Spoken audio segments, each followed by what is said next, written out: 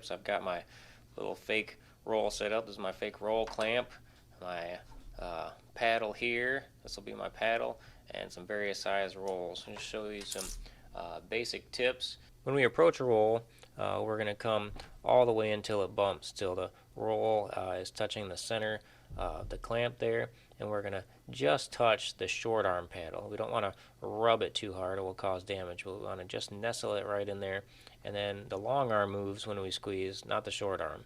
So then it just closes the long arm up, and we lift and go.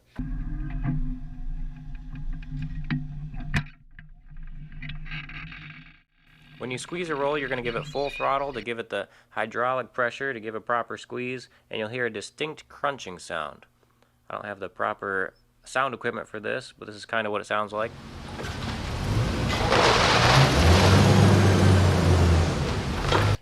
We don't want to grab it in the center like this, or with a long arm when we're raised way up high. When we're raised way up high, if we do the scooting motion, which we sometimes want to do in the trailer or on the floor on certain occasions, but we don't want to do that way up in the air because it'll put pressure on the mast, and we don't want to scoot the rolls any more than we have to.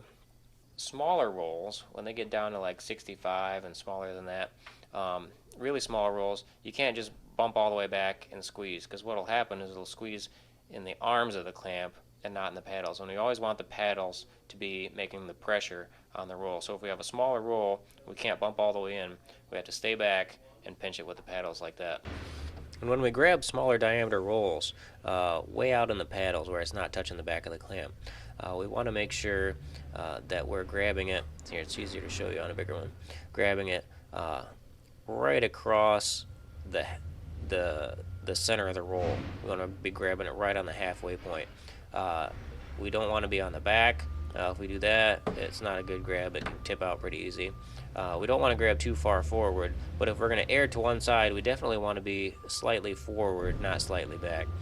The reason is we want to be right at the halfway, but if we're a little bit too far forward, if it tips, it's going to tip backward, likely rest into the clamp. Oh man, I got problems. Be able to set it down in time. But if it tips forward, you're just in trouble. It's just going to go. When we pick up the rolls, we want to get them pretty square when we pick them up, except we want to tip just a little bit forward. The reason we do that is to give us room to tip back. When we tip back, the load goes backward a little bit, keeps it closer to the center of gravity, makes the forklift less tippy. When we grab these, the paddle, like this thing here, is concave just to fit around the rolls, so that when you're square with the rolls, it will make full contact with them. But if you lean forward a little bit, which we want to do a little bit, but if we do it too much, the more we do this, the less contact we're actually making with the rolls. So we definitely don't want to do that too much. So we want to be almost square, just a little bit forward when we grab them. When we're picking up multiple rolls, it's ideal for them both to be the same diameter.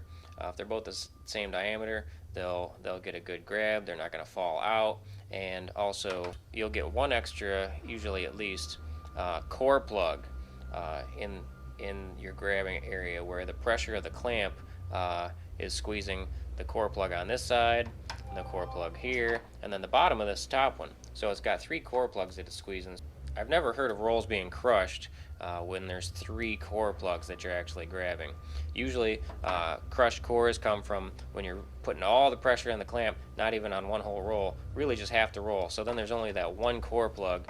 If you grab something really wrong, if you grab just the top of one roll like this and you squeeze hard as it can, some of the clamps will actually pop the 1 core. But if the squeeze is spread across the whole roll, or especially if you've got even another roll of the same diameter, that's never going to crush the core plug.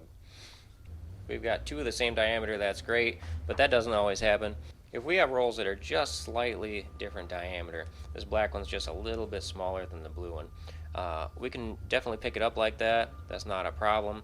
In fact, we can pick up a really small one on top like this and carry it around, and as long as we're careful and don't crash into anything, it's not going to go anywhere. That'll be okay. But if they're slightly different, you got to pay attention. because you might not notice, unless you're looking at the labels, that the slightly smaller one sometimes might be on the bottom. If the slightly smaller one is on the bottom, that's a problem. If it's a way smaller one on the bottom, you're going to notice, and there's no way that bottom one's going to get picked up. If it's slightly smaller, the problem is not that it won't pick up. The problem is that it will pick up, but it won't be grabbed very well. And so you can carry it around, stack it up.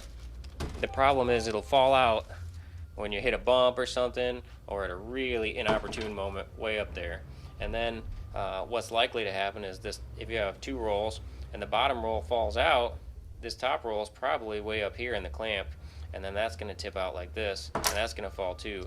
That's going to land on its side, roll somewhere, bounce somewhere, possibly, definitely crush both cores, probably ruin the roll depending on how high you are. So you always got to make sure you get the larger diameter one on the bottom. So here's an example of what you'll find in the warehouse.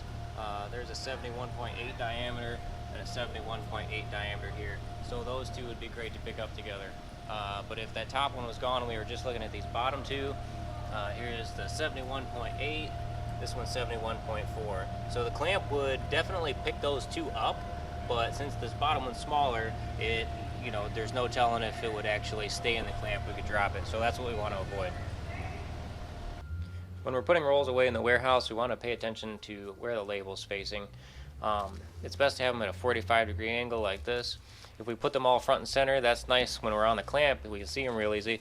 But if we put them all front and center like this, then as we put them away in the warehouse, and the labels are getting covered up, and then we can't scan them or read the numbers when we're doing inventory or any other reason we might need to see them while they're in the warehouse.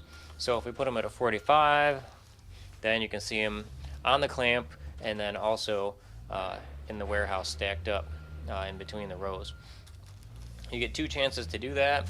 If they're crooked when you go to approach them, you can kind of approach it at a slightly different angle, and then instead of setting it down straight, you can kind of set it down at an angle a lot of times, help you get that 45.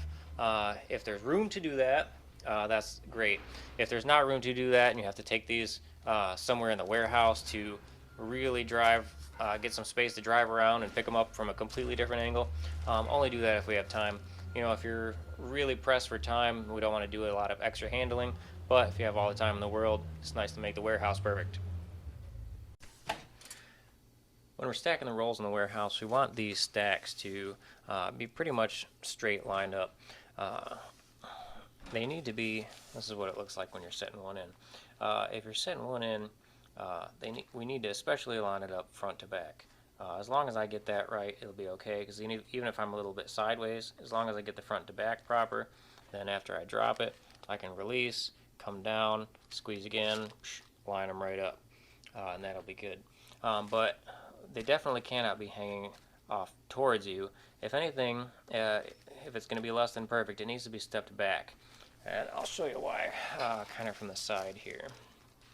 So now if I'm approaching from this direction, if these are stair-stepped back like this, and this one comes in, the next one comes in, oh, that gets on top of the one behind it, this one gets on top of that one.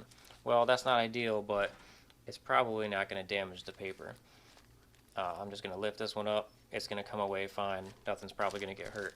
But if these are stair-stepped towards you in the warehouse, then what happens is somebody will put this one here, and then the next one will go here, and it can easily, from the vantage point of the driver, he's not seeing it close enough to realize he can slide this one right underneath the other roll.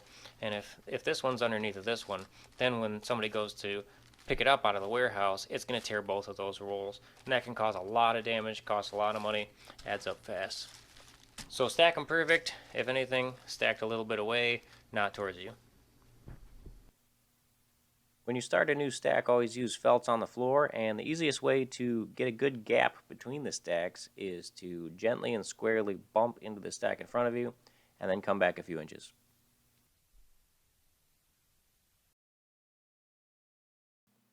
When transporting a load that is short enough to see over, it's fine to drive forward, but this is unacceptable.